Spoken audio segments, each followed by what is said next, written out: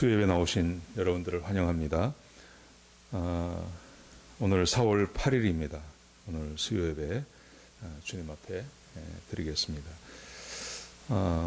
계속 우리가 말씀드리는 것처럼 이번 주 금요일 날은 성금요 예배로 모이겠습니다.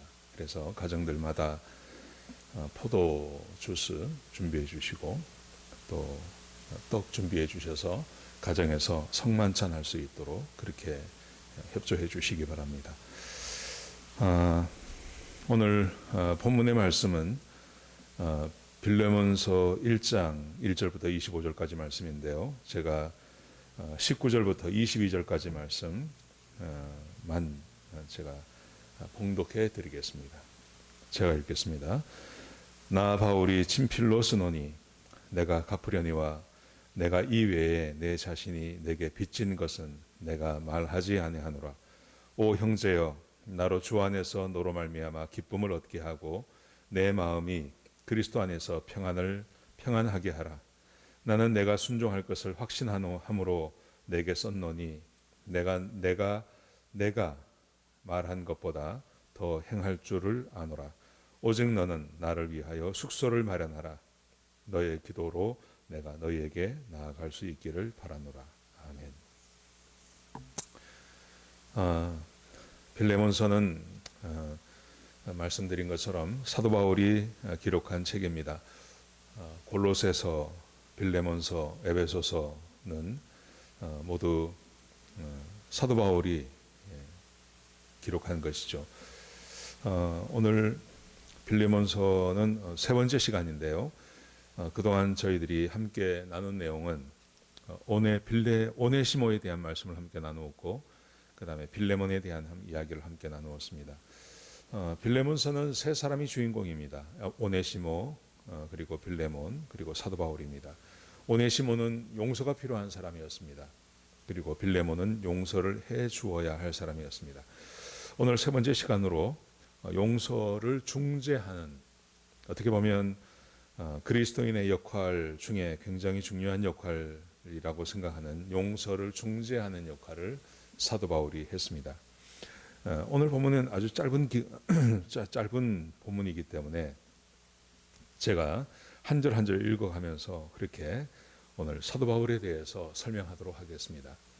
사도 바울은 빌레몬에게 오네시모를 용서해 줄 것을 부탁하는 방법을 보면 굉장히 조심스럽게 그렇게 용서해 달라 이런 부탁이 아니라 아주 강력하게 명령하는 것을 볼 수가 있습니다. 1장 17절, 20절, 22절에 보시면 그 부탁하는 내용이 나오는데요. 굉장히 강력하게 명령을 합니다.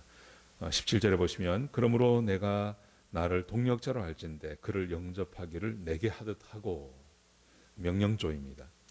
20절에 보시면 오 형제여, 나로 주 안에서 너로 말미암아 기쁨을 얻게 하고 내 마음이 그리스도 안에서 평안하게 하라, 명령을 합니다.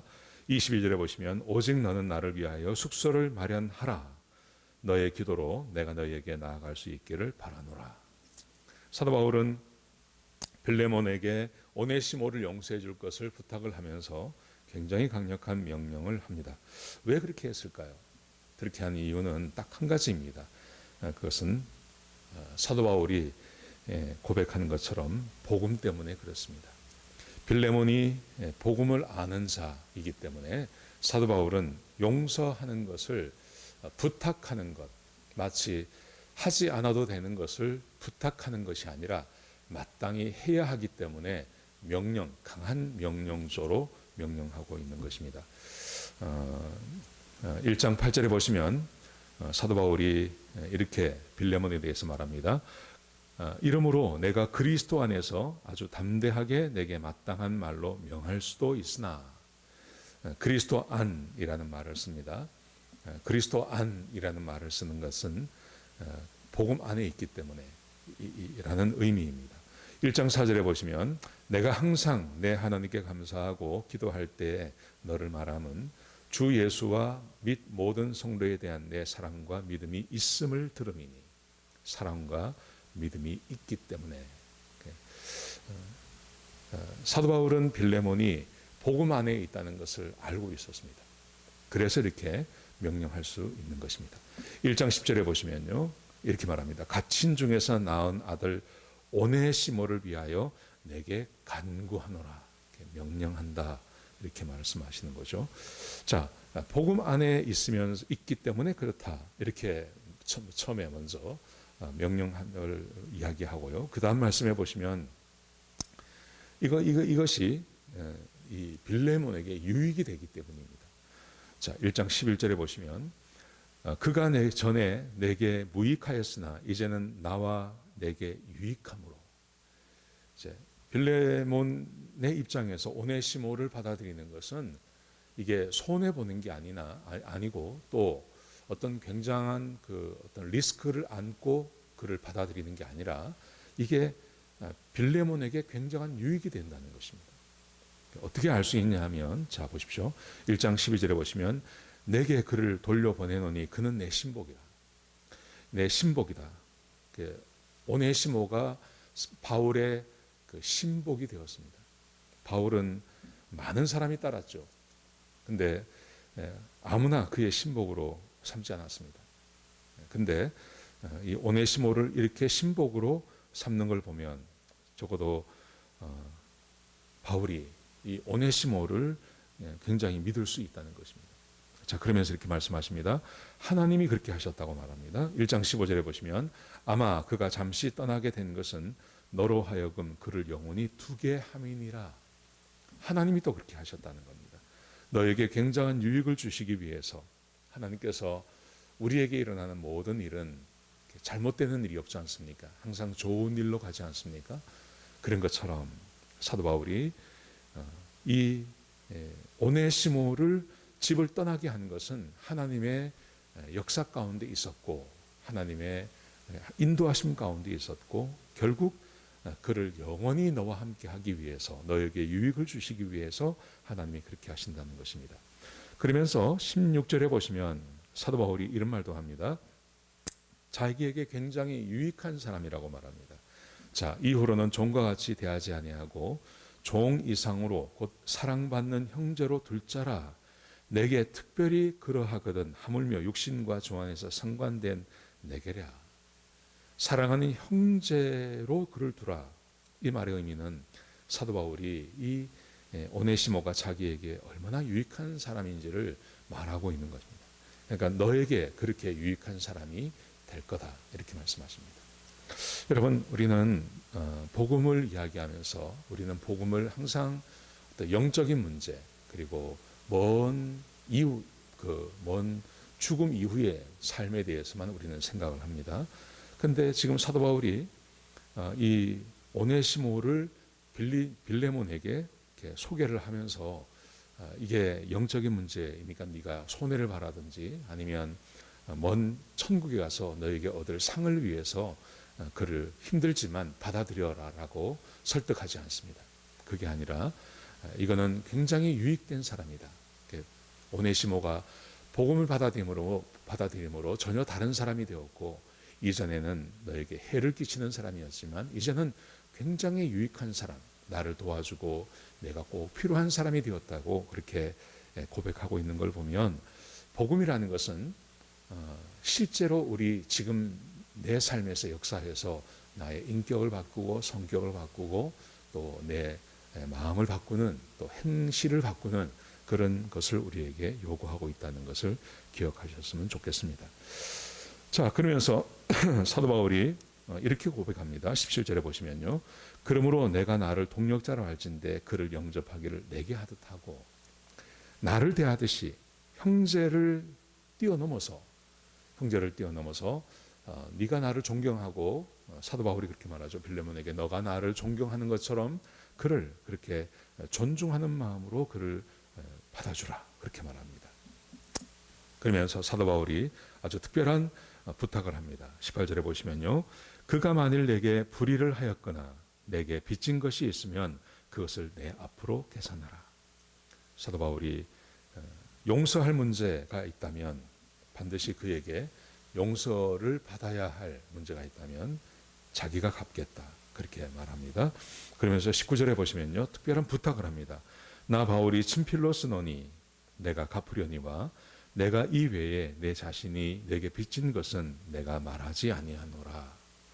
너도 내게 빚진 것이 있지 않느냐? 근데 내가 이것에 대해서 말하지 않겠다. 근데 만약에 오네시모가 너에게 빚진 것이 있으면 내가 직접 갚겠다. 이것을 증명하기 위해서 내가 친필로 지금 편지를 쓰고 있다. 사도 바울이 그렇게 말하고 있습니다. 여러분, 이 사도 바울이 오네시모를 회심시키고 회심한 오네시모에게 헛된 것을 말하지 않고 대단한 것을 말하지 않고 그를 잘 설득해서 자기가 도망 나온 원래 있었던 그 고향 집으로 돌아가서 노예가 될 것을 요구하고 있다는 것을 기억하셔야 됩니다. 여러분, 사도 바울이 지금 오네시모에게 그것을 설득해서 오네시모가 받아들여서 고향집으로 돌아가서 다시 노예가 되기로 결정을 했습니다. 그리고 빌레몬에게는 또 그를 용서해주고 형제처럼 대하고 형제를 넘어서 나를 대하듯이 대해달라.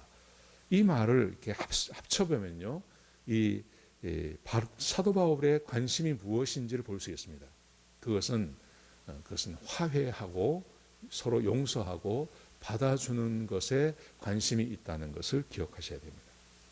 그래서 20절에 보시면 이렇게 사도 바울이 고백하고 있습니다. 오 형제여, 나로 주 안에서 너로 말미암아 기쁨을 얻게 하고 너로 인하여 기쁨을 얻게 하고 내 마음이 그리스도 안에서 평안하게 하라.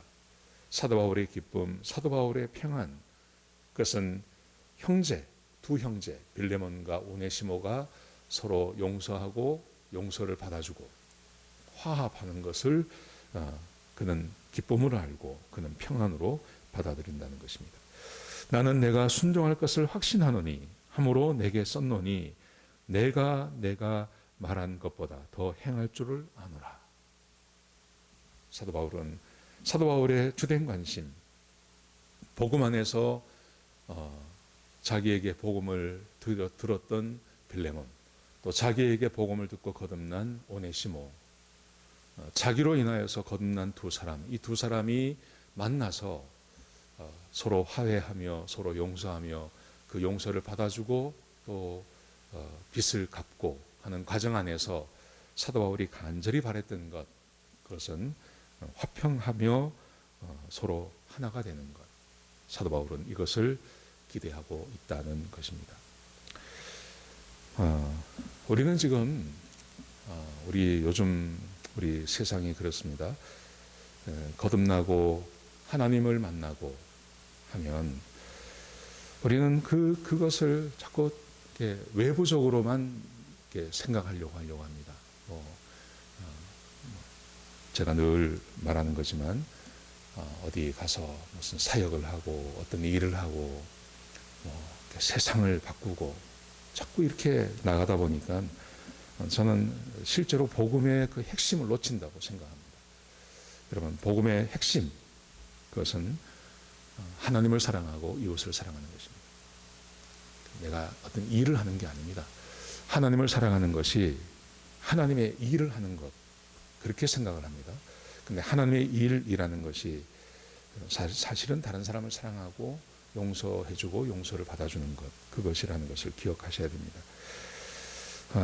우리의 사명이 뭘까? 우리 복음을 받고 거듭난 우리의 사명이 뭘까? 그 사명이 뭐라고 생각하십니까? 많은 분들은 복음을 전하는 것, 그냥 그렇게만 생각합니다. 그런데 마태복음 5장 9절에 보시면 예수님께서 이렇게 말씀하십니다.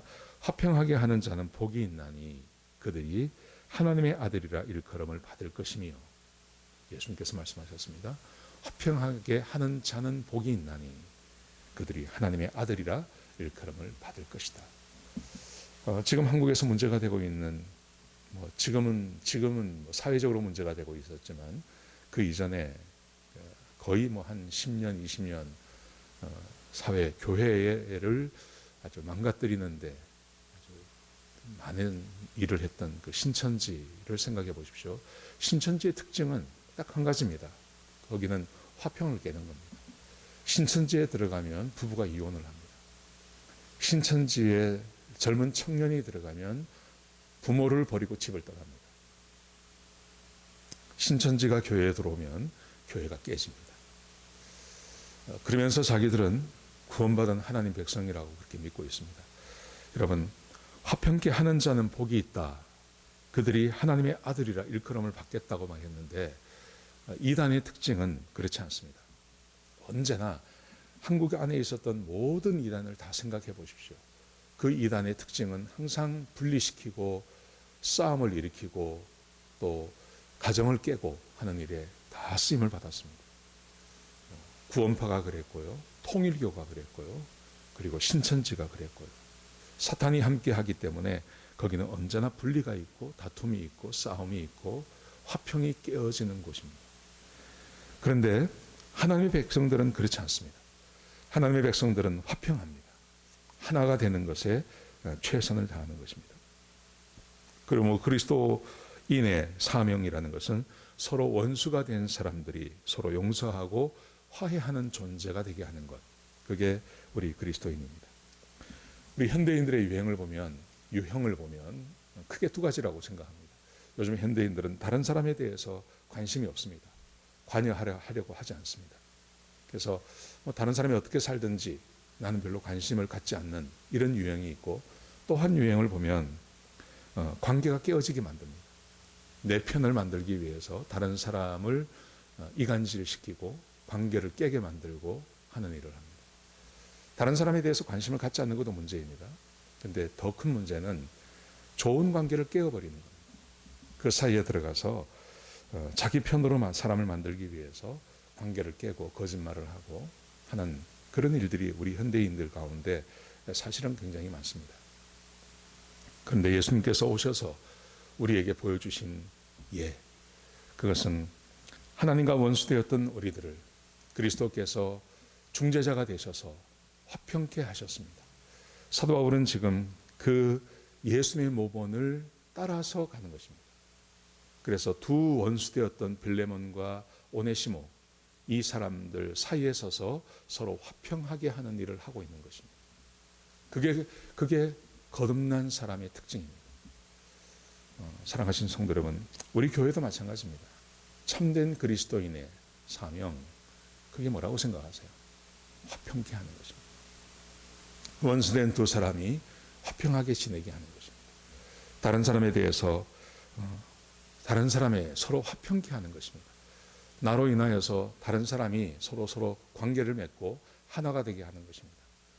그런데 그렇지 못한 것, 그 화평을 깨게 만들고 하는 것은 하나님께서 하시는 일이 아닙니다. 사탄이 하는 일입니다.